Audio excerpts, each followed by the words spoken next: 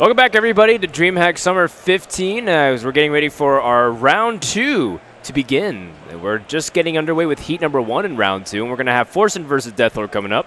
For those of you just tuning in, welcome. We recognize that it's been a long time since we actually got to cast a match. It's been about an hour, but that's kind of how the Swiss actually works. So we're ready. Nimsh and Lothar are here on the desk with me to just walk us through. So what are some of the things that you guys are looking forward to in this upcoming match?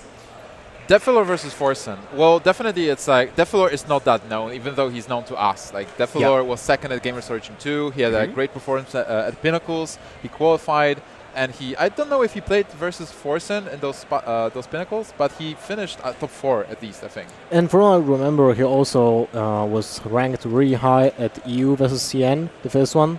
Yeah. From what I remember, so he's really known in the pro scene, but not known to the general public. A great player from Greece, facing Forsen. Everybody knows Forsen. Well, I am pretty sure if you follow Hearthstone on Twitch, you do know Forsen. Dethelor's the one on your screen here, though. Forsen comes in here having won his first series, too. And, in fact, round 2 is shaping up to be pretty interesting. There's some big names already starting to clash. Over on the other side of the players' area, there's actually a huge amount of PCs with people lined up. There's some other really cool lineups like Reynad versus Powder happening in the winners. And there's also some people fighting off in the losers. In fact, we have Dog and Nyria. That's going to be the Heat 2 match that we focus. But they're both 0-1. That means one of them is getting eliminated really early on. Yeah, it's actually amazing. So early, right?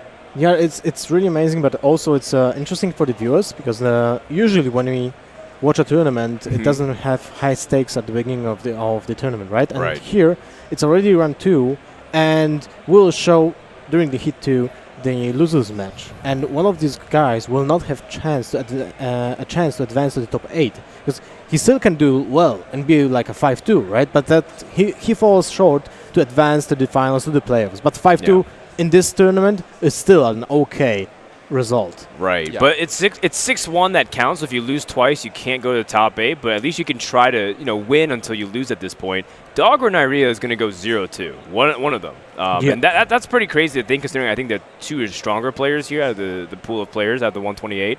But we'll get to that in a second. In the meantime, we have Forsen versus Dethelor also happening on stream, and one of them will be 2-0 by the end of this match.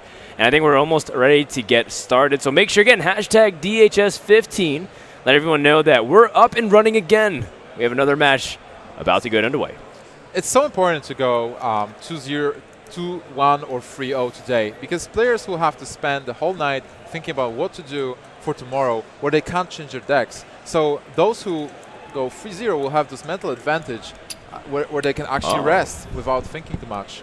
All right, so taking a look at the classes, we have Mage, Shaman, and Warlock for Forsen, and then a normal lineup of Hunter, Warlock, and Warrior for Dethelor. Now, Dethelor's lineup, I'm looking at as to be the traditional one that you've come to expect.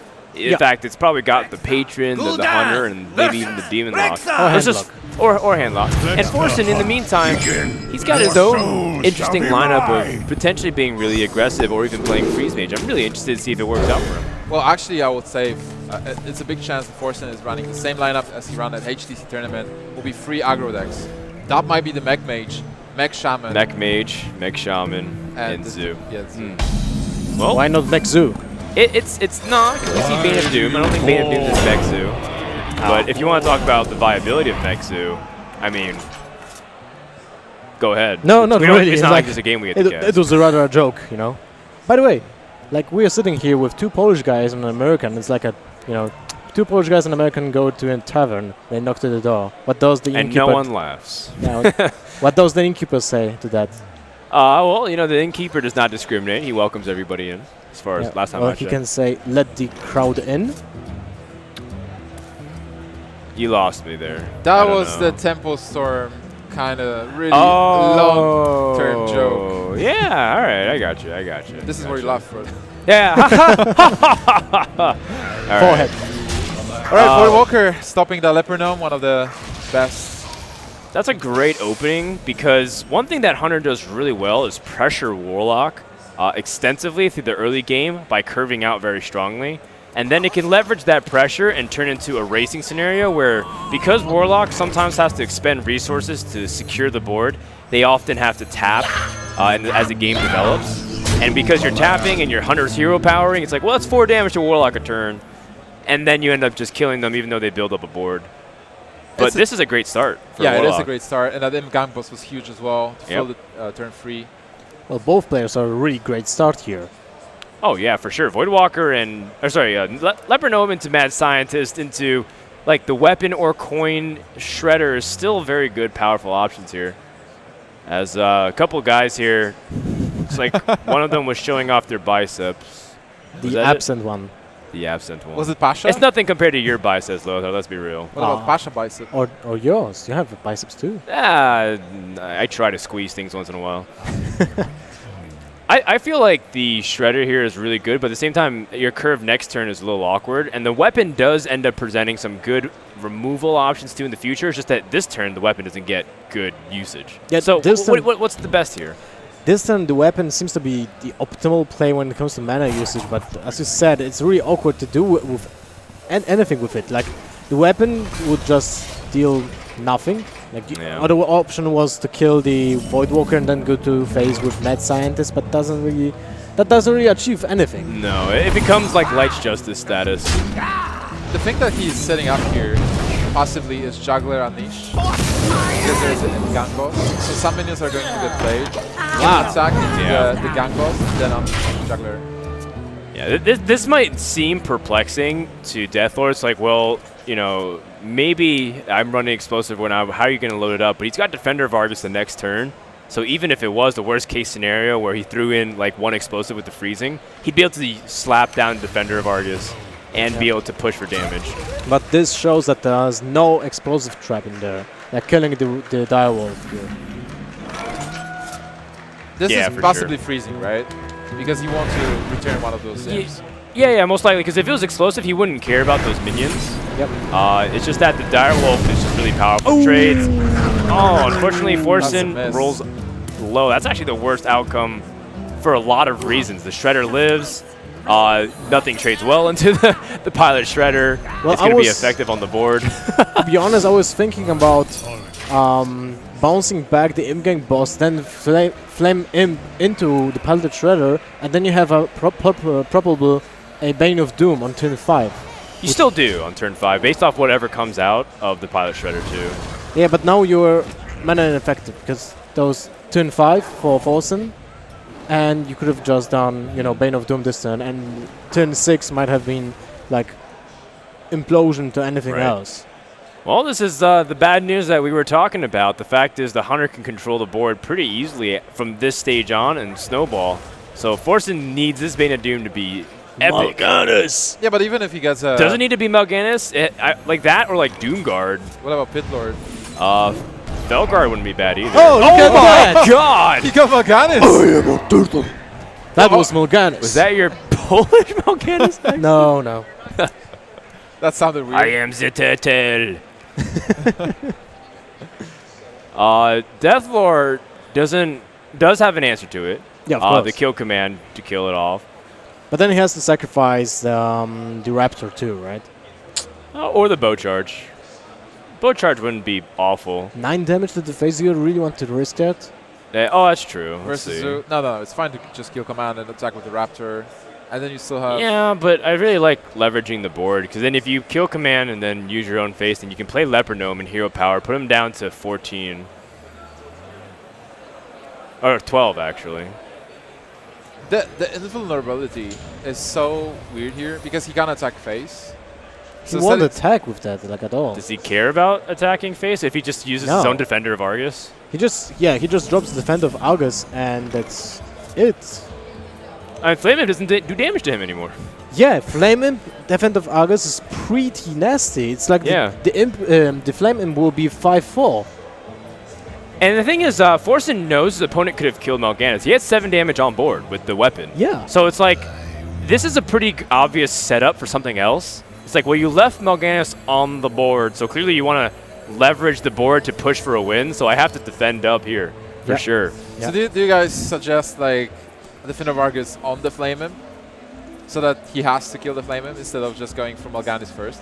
I think you have to taunt up Mal'Ganis just in case that something happens, like a Hunter's Mark Silence. or whatever. Right. You have to get that second taunt. It's the best. You don't care really about the Mal'Ganis being killed because it acts like a sponge.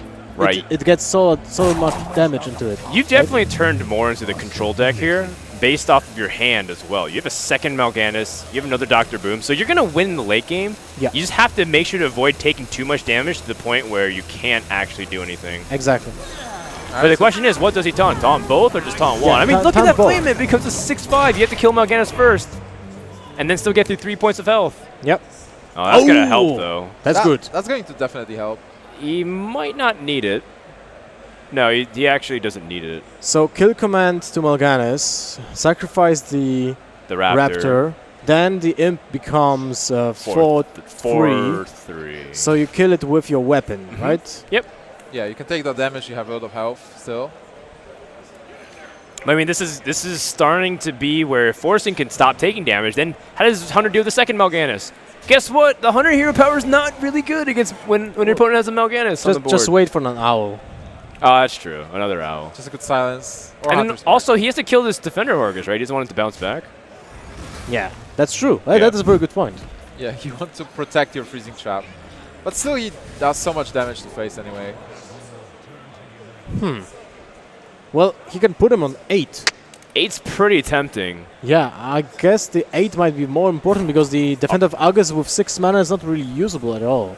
And you have the Leper Gnome, you have the hero power. So even if your opponent deals with the whole board, you still deal 4 damage. I think he's also considering the possibility of Doomguard and how that interacts with Freezing Trap. If he ends up killing off this Argus, it also not only plays around the Freezing Trap, but also denies the Doomguard from being able to get value. So he's going to want to pop this back, but at the same time, it does give another weapon charge. That's also problematic. So what about another Mal'Ganis from Bane of Doom? Yeah, exactly. Do you go for Bane of Doom again? That would be hilarious. The problem is you only have 3 mana left. So if you get something like a Void Terror... This implosion is useless. Like, it doesn't actually fit the curve. If he got like another Void Walker or another low drop minion like the Knife Juggler, it would have been great. But you have to do it because There's otherwise you have to play Doomguard. What's hilarious is that Bane of Doom might summon Doomguard. Yeah. And then you kill the minion plus summon it. I mean, Desperate Times calls for desperate measures, and this is pretty high up there. And if you survive this turn, you play Mal'Ganis number 2? Yeah. And you possibly and win there. Possibly, assuming he doesn't have an owl. No, you have to get No, Mal'Ganis next turn. The Doomguard also might discard Mal'Ganis, So right? if you want to play Doomguard, you have to get the Defender of Argus first to your hand, because then you have less chances of discarding the Mal'Ganis. And Right. you need the Mal'Ganis. That's like... Mal'Ganis! Oh, no! Oh, Mal'Ganis survived. So now he has a chance still. Well, he's got to kill this Lotheb. Yeah. Yeah, and after that there will be 4, Right. 6, 9 points of damage. Yeah, so so too short. Basically, Dethelor has to pick up 2 points of damage next turn, and Forsen has to avoid tapping right here. Oh, he knows. He will be dead on board. Leper Gnome still is going to be the problem. Oh. Glaive Zuka is just +1. Yeah, that is plus 1. Yeah, you're right. It was only +1 damage right now. It seemed good, but it wasn't good.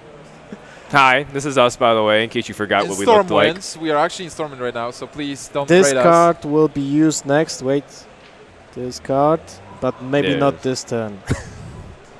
I mean, that's kind of a dead draw for now. The weapon is still like 3 damage, effectively, versus how Glaive Zuka usually gives you the +1. He cashes man. in on the damage now. Yeah, he goes in. Interesting. Okay. Well, he just needs to hero power. Can he expect the second Mal'Ganis?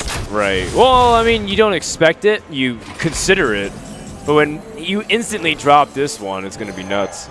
Wow, second Mal'Ganis. And then the little nod. Yeah, I right, know, I and know. now he needs an owl A or a Huffer. Huffer. Is A Huffer? Huffer would be good. Huffer is enough. Huffer is enough. Huffer is lethal. Is the lethal? That's 6. Not enough. Missing 1? No, actually. No. What? Wait.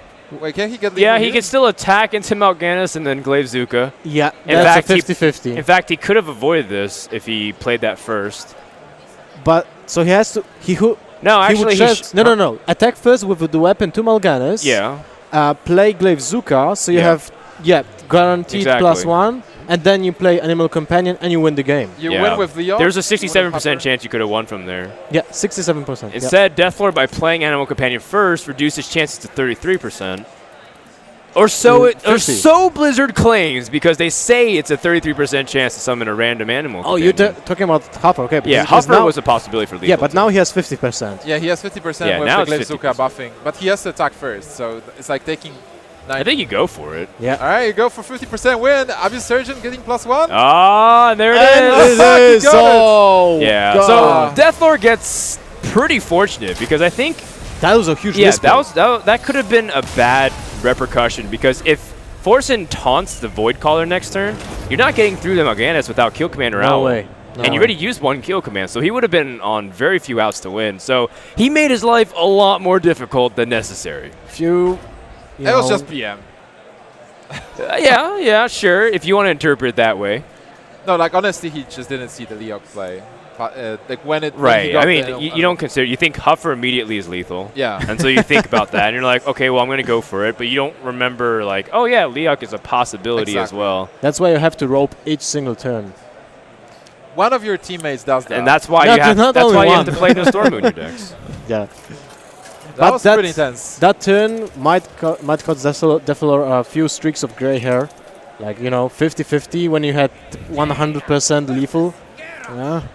But how amazing is that? He dealt with double Mal'Ganis this game. See, he did. And one was like a kind of like a keeper Mal'Ganis, because it dealt 2 damage too instantly. Is Mal'Ganis with a battle cry of doing 2 damage. Pretty insane. We have Patron Warrior versus Tempo Mage. And there's the Esportal. Wow, the mirror image is really important in this matchup. Like, it stops the weapon, which is huge. You protect your minions. There is no... or there's a couple of AoEs, but there's no brawl for Green Patron. Most of the time. And there's no Fear War Eggs in opening hand. Wow, that is the dream opener. Being able to put out the Mana Worm. And that Mana Worm might do something like 12 damage this game for 1 mana. Or 800. Forsen has an amazing hand. Or 800. Just round up or down, depending on what's closer. This will be a huge amount of damage. Like, now Esports into Direwolf. No, you can just ping and protect it. I mean, it's all the same here, because you're trying to make sure to continue to build up the pressure against the warrior, and you don't mind keeping things like Unstable Portal, because you have the Flame Waker, so you can get synergy there. So, just to throw it there, this is a bad matchup for this kind of mage. It should be, without that kind of opener. Yeah, this is the nuts. This is like the opening that you're always talking about. Well, Tempo Mage could win if he gets Mana Worm on the coin into a good curve, into the exact spells like Fireball to pressure for the win. Even the portal. It's the same, like, well, Freeze Mage can win against Contra Warrior if he has Emperor on turn 6 into Antonidas, Coin, and other stuff. And Control Warrior doesn't have Armor Smith, Shield Maiden, Alex Shield Blocks, By the way, guys, Ragnaros. This is the different version. This is the version with Shield Block. So maybe it actually changes things. Shield Block, Shield Snap. A bit of a mixture. It's more defensive for sure. You take out cards like Dread Corsair, which don't really add too much into... It does help you a little bit with aggro, because it does have taunt, but it's mainly there for the combos. And you need to definitely have like ways to stay alive against the pressure. So Patron Warriors struggles with that often. This portal might be very huge. This is something I didn't really like, because trading here with Flamewaker actually says, okay, both of my minions are dead. But he could have gone with the Flamewaker to get, like, two juggles maybe to the Acolyte of Pain, but then the weapon wouldn't have killed the Flamewaker, which is, I think, kind of huge. Yeah, that's true. It's the one additional card. But the one additional card and 1 minion, which can translate into like 4 damage each turn. I think you're looking at it from that point of view, but you also realize that if it hits the Acolyte once, and then he has to split damage, as opposed to... He had 2 mana left for his hero power. Yeah, but he wants to develop Mad Scientist, though, right? I think it was better to have the Flamewaker on the board, you know, because now Because it for sure dead. represents so much damage. I don't mind the avoidance of relying on RNG here from Forsen's point of view, so I'm okay with it. Although one thing that does amuse me is that Dethelor was pissed that he saw Twilight Whelp. It's like, that could have been so much worse than a 2-3. Not to mention that a 2-3 gave you information about his hand. Like, I wonder what dragon Tempo Mage runs. Oh, it's an Azure Drake. I think he was pissed because he saw it as a 2-1. He was like, oh, yes, and then it got buffed. As a 2-3. It's like, oh, no, it could have been like Van Cleef. It could have been an Armani Berserker. Right. Or it could have been a lot of other things. I mean, we could play this game all day, but the point is, I don't think Twilight Whelp's the worst. Yeah, definitely not. All right, so going with those patrons to get his board up. How much damage is it for Forsen? That's at least 10. So this is annoying. Yeah. Do you want to use Fireball on the patron? I don't think so. No, I think you can go ham. Like, are you within striking distance? And you're very close. Azure Drake draws another card. You can even split it, like Mad Scientist goes into the 3-2 Grim Patron. So that way, whatever he plays next would also summon. Yeah, well, I think Mirror Image is the way to go. If you want to pressure your opponent, That's true. Mirror Image, Mirror Entity, and then go Phase. Because you deal 4 damage, your minions are kinda safe against patrons because they can't spawn. Yeah. And if there's no Forsen commander, you're pretty much safe. So Also considering the fact that normally Grim Patron does not play shield block, we see double shield block now, so there is plus in health. But then who plays that? This is not a new build. I mean, this is a new build, actually. People are not playing shield blocks.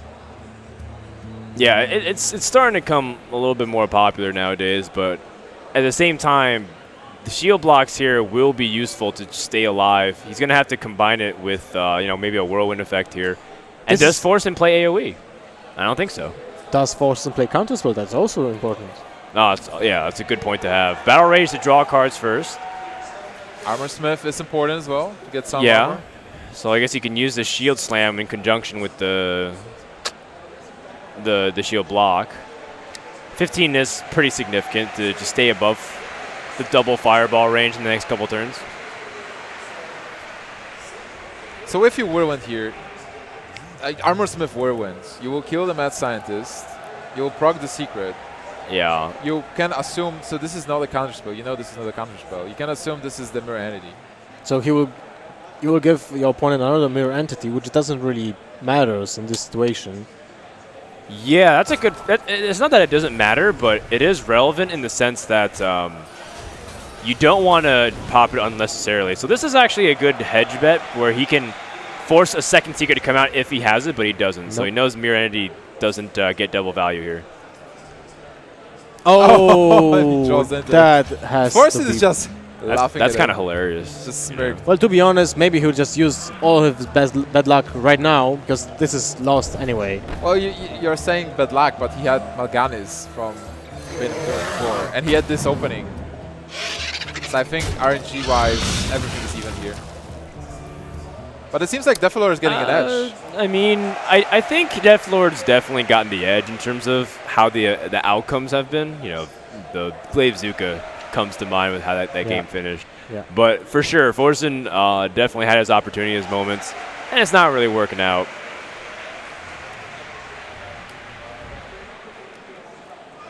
All right, so it seems like Dethelor is getting that advantage, and Forsen is running out of steam, more or less. He has the 1000 Yeah, like how does he deal with an Armor Smith that gets played here? I mean, he gets copied, sure, and Forsen does get a little bit of armor, but he can't win the race eventual damage. He just concedes. That'll wrap up game number 2 here. Dethelor's up 2-0, and I was expecting this to be a little closer in the initial stages, but at the same time, it is Conquest, so you can come back. Forsen still has to win with everything up against the Warlock remaining for Dethelor. That's true. I think Forsen still has a chance. He is running free aggro decks, and it's hard to counter them. So this Warlock, what do you guys think it is? Is it Demon, Handlock? I'm going to go with Handlock just to kill the patrons. I feel like people who play Patron, who bring Patron to this tournament, recognize how strong it is. So you bring Patron that can win the mirror, and you bring something that kills Patron, and you just cross your fingers for Hunter. So, but you can also like make a whole lineup against patrons, but still lose to patrons. That's true. Well, that's like the same with anything, you know. You can make an anti-Hunter deck with 2 Kazans and heals, and still lose to Hunter. Well, Hunter is like more consistent than Patron, I would say. You think so? Yeah, I think so. I would probably Why? disagree. Why? This is where you like explain your point. Yeah. Well, because of the hero power. Because the hero power is strictly tuned to your deck composition and to your deck strategy. And in the case of Patron, your hero power basically does something that you didn't want to do at all. But on the other hand, you have more draw. So. Well, you know, if you think about the hero power again, his hero power is basically a card each turn. That's true. So I think the draw is not so important for Hunter. That's why people play Face Hunter with no draw at all. Because you have the hero power that acts like a card each single turn. Look at that board, by the way. That Ancient Watcher being silenced next turn would be so great to start trading. And then there is the Hellfire as well. Yeah, and what's extra painful is that Forsen doesn't have... Like, this Ancient Watcher could easily 2-for-1 and then, demand a hero power, which you can see is really important to Tempo Mage in general. Like, they can't fall behind the mana usage like that. Yep, it's true. And it also falls behind cards because, if the Ancient Watcher kills like 2 creatures, then Forsen is really in a bad situation when the Mechanical Yeti doesn't do much. It's just a 4-5 minion, basically nothing else, and it can be easily stopped by whatever Dethelor plays with just a taunt. Like, imagine a Sludge Belcher being drawn in turn 5. Well, at least it gives him a spare part when it dies. And if he draws the Flame Waker, it's something. That's a pretty good draw, all things considered. The Frostbolt deals with it immediately, and now you can push for it. And he can't Hellfire this turn. He only has 3 mana. So this means he has to draw Immortal Coil. Gyraxis. No Do you play the Temple Big Game Hunter? Temple Big Game Hunter? You might, it's so early. I mean, it's against Tempo Mage, but you can also save it as a card that you want to play into Mirror Entity. Well, actually, you have that Hellfire next turn. That's also true. Wow, so now you have to kill the owl. Yeah, now you have to, if you call. make the commitment with the Yeti, you have to kill the owl, just to deny the Hellfire value. Right. 2 Belchers, well, that seems to be a really decent draw. Tempo BGH this time instead of Hellfire. Even though Forsen has only 2 cards. Yeah, I think the Big Game Hunter this turn makes a lot less sense. Because it's like, you're not going to hide the fact that you have Hellfire. But look at that. Forsen drawing back-to-back an Usher Drake. That's really huge. Yeah, look at that. That is doing it with... Such Belcher is not going to stop him for now. Let's see. Well, Mirror Entity is not going to be useful this... What is it? 'Cause, I mean, are you going to press a little bit for damage? So Frodan, you mentioned that Unstable Portal is your favorite card. Why is that? Well, because it's just so consistent, Like, I love the fact that I know what I get out of it every single time. Oh, sorry. The worst card possible for my scenario. Now, versus Unstable Portal, what my opponent does gets the best card exactly what he needed for my deck. Like a Big M Hunter when you play like Straza. Yeah, exactly. Like we played the show match. Like Hemet Nesting Wary against my Druid Claw. Remind me, what did I get when we played the show match live? Kel'Thuzad. Yeah. Yeah. That's a pretty good card. Yeah, there it is. Ancient Watcher, Mirror Entity is probably the best interaction possible, considering that usually you don't get anything unless it's a spare part that happens to have Rusty Horde. There's 18% chance to get a legendary minion from Unstable Portal. Is he going for 50-50 Oh, I had no idea. Oh, you're right. No, it doesn't. You can't push for lethal though. But if he goes for the flame cannon, the 50-50 flame cannon. A double portal. This is so cool. Oh, he hits it. Dethelor is really not happy about this outcome. And the fireball. This will be a kill command fireball. Fireball for 8. Fireball for 8. Yeah, so this is really difficult. Like, you might, I mean, like, Lotheb aside, you might just die to the damage on both the minions. It's not even about the spells anymore. Yeah. Yes. Wait, I think this is over. You have to play Lotheb here. You attack into the 4-1, maybe attack into the Yeti, but then again, you want to deny the spell damage. If you play Lotheb, you spell block, so you can't play Fireball at all. But and then dead. Yeah, but you also kill the Mechanical Yeti. You might get a spare part. Yeah, you need so then the spare part can freeze one of the Drakes, so or even taunt. First of all, you kill the Yeti to see the outcome. or just not do that at all. What was the incentive to tap here? If you tap, you're still okay. You're still out of Frostbolt range because it only does 5 damage. Wait. No. Yeah. Why did he tap? Because he can't play that plus. So he wants Lotheb now. Okay, he's playing without spells in mind. Yeah, he has to assume that there are no spells. Yeah. Now, Forsen's going to play the unstable portals for sure. Yeah, of course. All right, Razor Fin Hunter. That's exactly what we expected. Van Cleef. I like to see that. Whoa, Sylvanas. That 18%. So Forsen, not dead yet. He's fighting back. He won the game with the Mage. He still has the Mech Shaman, I believe, and his Zoo with Demons. Yeah, more importantly, he found out what kind of Warlock this was without losing a game. That's very good. Yeah, it's important considering now he can mulligan a little bit more appropriately. You know, if he doesn't like us, if he wants a certain card for that matchup, he can keep it. And here we go. We go straight into game number 4. Now this deck, how do you feel like it goes against Handlock, Lothar? It's really bad. It's really bad. Demon Lock. Demon Lock does really bad against Handlock because most of the time you won't have an option how to clear the big minions unless you have an Owl with Mortal Coil against like a Twilight Drake. But then there's a Giant and you have no big game hunters in the deck. So you need to deal damage like, you know, the way the Druid does most of the time with his face. So It's a really similar case to standard Zoo versus Handlock where you just get stopped by big stuff. Your board is getting cleared. But considering if it wouldn't be a Handlock, this hand looks pretty nice with double egg and Gangbos Defender Vargas.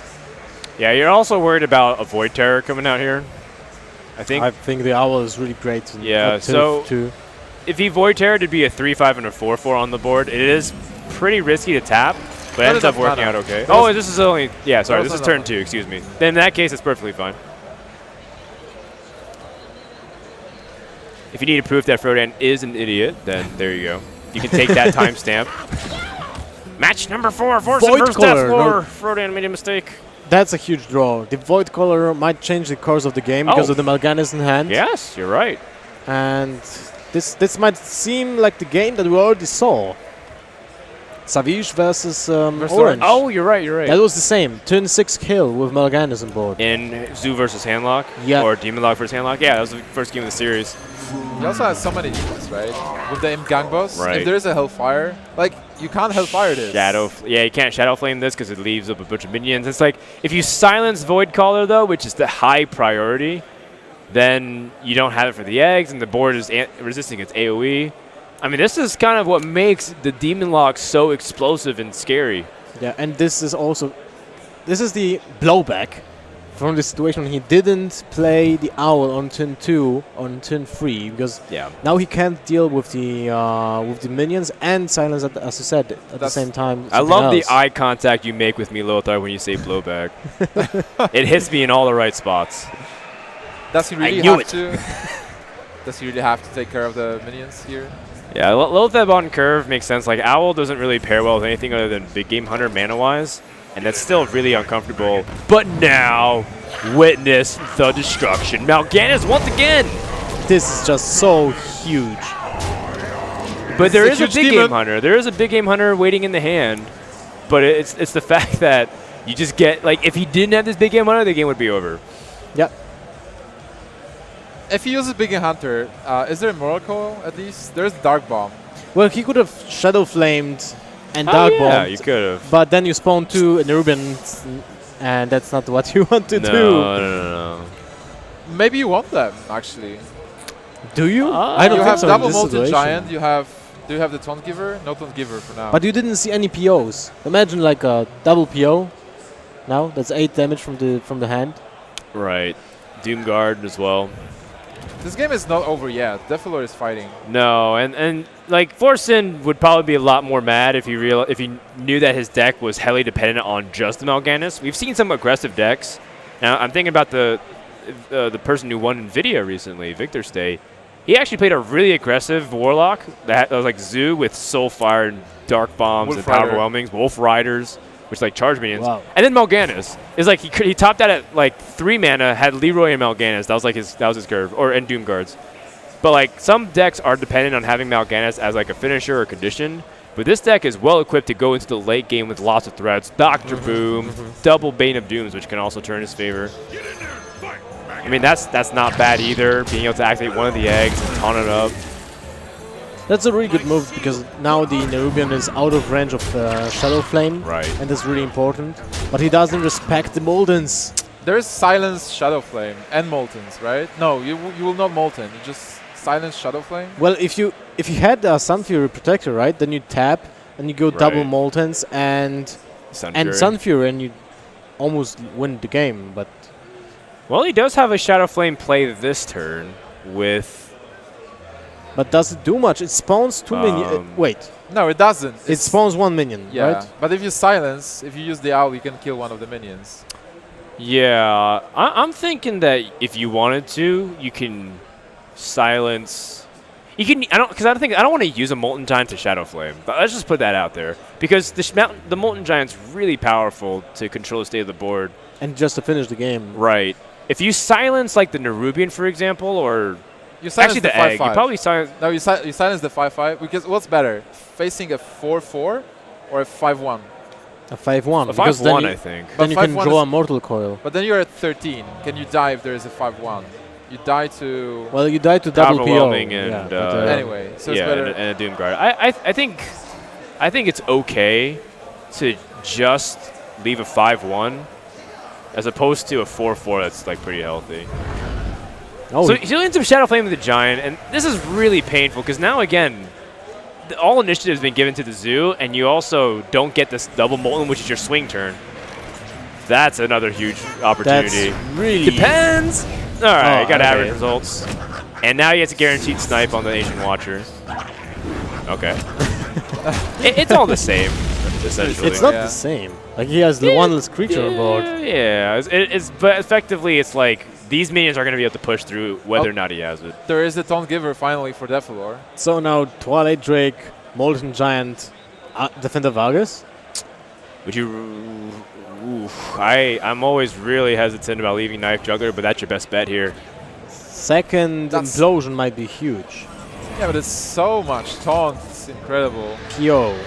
So you can kill one of the creatures. Yeah, we'll see where this juggle lands. It might be relevant for the attack. No, it's not. Yeah, ends up not being. Guess you want to kill off the Molten first. So you have to sacrifice Nerubian. Yep. And the thing is, you can leave the Twilight Drake, like, as opposed to the Molten, because Twilight Drake is definitely easy to punish through silence. And he also cashes in because he realizes the power of like things like Hellfire. But that's a complete turnaround. Right now with double Healbot in hand, Belcher. Yeah, he's almost locked out of the game here. It depends. He has like a very finite clock. It's not like this deck has a little burst actually. Like this is a Zoo. It depends on the board. You do have Doomguards, you do have powers, but you need some minions. I mean, he's using almost all of his mana, but his plays are just so much weaker. Oh wait, this could be lethal. Depends on how the boombots hit, right? The problem with Forsen situation here was the fact that he didn't. That's 15 enough. GG. Yep.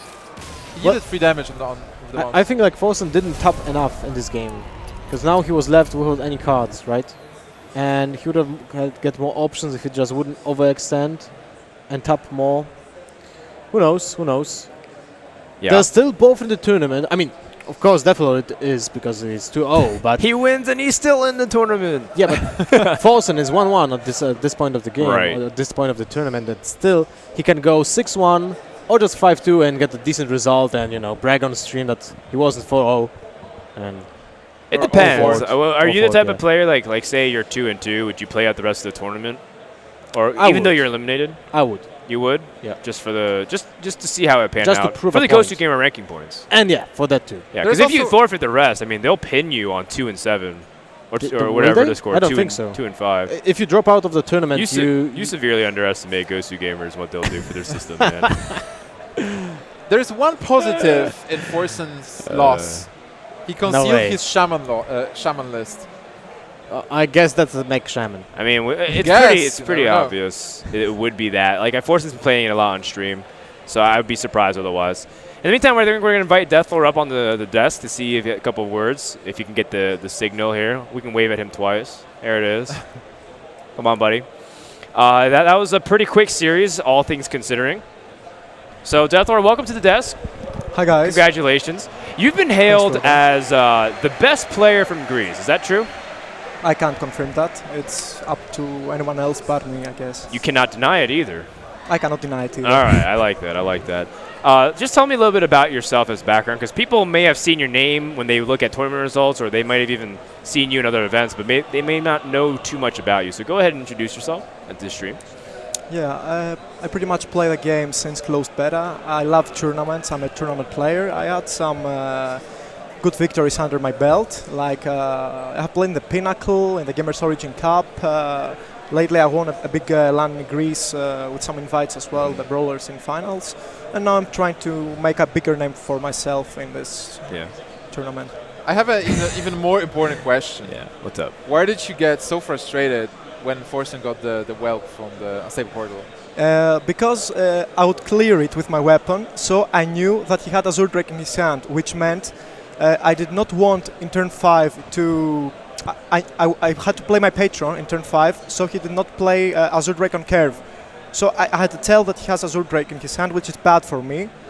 I can't let him play on curve, so I'm forced to play my Patron. That's 2 reasons that's bad for me. But in this situation, you knew what will exactly happen, so that was also a good thing for you. Yeah, but if it was 2-1, it would be even better, since I knew there would be no Azure Drake, and it would be die instantly to the death spike. Well, you wouldn't see the Twilight Whelp there. He wouldn't play yeah, the you wouldn't whelp play with it, you know? Death Spike, right?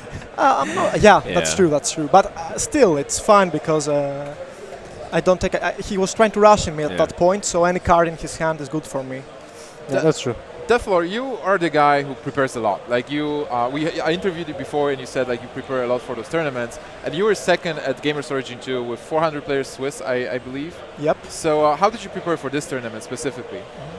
I have played a lot of tournaments in the past days, like open qualifiers, even the weekly ones. I have played this format since like 3 weeks ago. It's actually the same format that led to my big LAN victory like 3 weeks ago. But I've tweaked some cards here and there in order to make my matchups better and to fit my decks into the meta more. So what did you target? If I target something, my deck is very good against Druid. Actually, Handlock is not excellent against Druid, but I'm very comfortable playing this matchup. But pretty much I want to bring my 3 best decks, the 3 decks I'm most comfortable with, and I believe those 3 decks are probably the 3 best decks in this format. I know they're going to be countered a lot, but they're still the best for They're still really good. Yeah. Well, I mean, even then, sometimes they counter your format, and you actually have good decks, or they're trying to counter decks. Say they're targeting Patron, but the other 2 decks end up grabbing a win, then Patron has 3 chances to beat unfavorable matches, which Patron is still pretty good at being able to pull out a win. It's kind of like the Druid thing. You know, Druid sometimes, even if you target it, draws Wild Growth and Innervates, and you can't stop it. So it ends up being that way. So yeah, congratulations. You beat Forsen too, so then you're able to put it a pretty good mark, because I know a lot of fans were rooting for him. Unfortunately, I don't want to ruin your dreams and be like, well, everyone was cheering for you, man. A lot of people were also hoping that Forsen would pull out the win, but you're able to defeat him. Was there anything special about that to you? It's actually the 3rd time I've played with Forsen, and I'm 3-0 ahead, so it was nice keeping my streak. Yeah, I actually beat him twice in the Pinnacle. Something I wanted to add is that a lot of people bring 3 aggressive decks, or 2 aggressive decks and Handlock to counter Patron, but my deck includes shield blocks and shield slams, as well as armor smiths, which makes the aggro matchups much better. Yeah, of course. So it's. So what did you cut for those 4 cards? I'm not playing bodies like Belchers, Corsairs. I play 1 loot hoarder. Oh yeah, makes sense. No Grommash. But double Crew Taskmaster? Nope. Just 1? Nope. Don't spoil the deck. He's playing 3 cool Taskmasters. I'm playing 3, yeah. This is the Tavern Droll, but we didn't see the update yet. That's right. That's something new. The mythical 10th deck slot. I also wanted to ask, like, how is Greece doing so far? Did you come with many players? How is Greece doing? That's Can you question, give us a temperature reading on Greece? We are 8 at the moment. Well, financially, since Crip left the country, they've actually been struggling a little bit more. But Dethelor's about to win potentially $16,000 and get a nice shot in the arm in the economy. But you there. know, like the Greek players are actually together, right? Like you guys test a lot together, or is it more of not with everyone, since some guys are in specific teams, but I play with most of the Greek guys, and some of them are really decent. Yeah, you know, Hawkeye did pretty well. He faced Hyped in the first round, was able to beat that. And Hawkeye's a pretty strong player from what we saw in Europe versus China. And yeah, I'm actually looking forward to seeing how more the Europeans community collide here, because you know we talked about the Greek scene, but there's also the French scene. The French scene is usually isolated from a lot of people on Twitch, considering that they usually speak French first and they're not using English as their first language. And a lot of the players are really good. You know, Unit is here, Maverick is here. Maverick's playing Savitz also. Maverick is actually Belgium. from Belgium. Well, he's with the French community. You're correct. Yeah. But you know, he mainly plays on that channel. He's on Millennium, etc. Yeah, that's true. Don't try to peg me as like, oh, all Belgians and French look alike. It's not It's true. like Polish and Russian now. He is, you know. Yeah, both have polar bears, Yeah, right? yeah. Fair enough.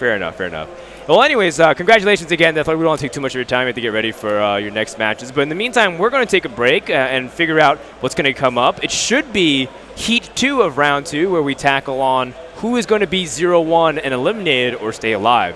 And if that's the case, then we have Dog from Complexity versus Nyria from Team Liquid. Can't believe these two are matching up. But that's the way the Swiss rounds are going. So stay tuned, guys. We'll be right back.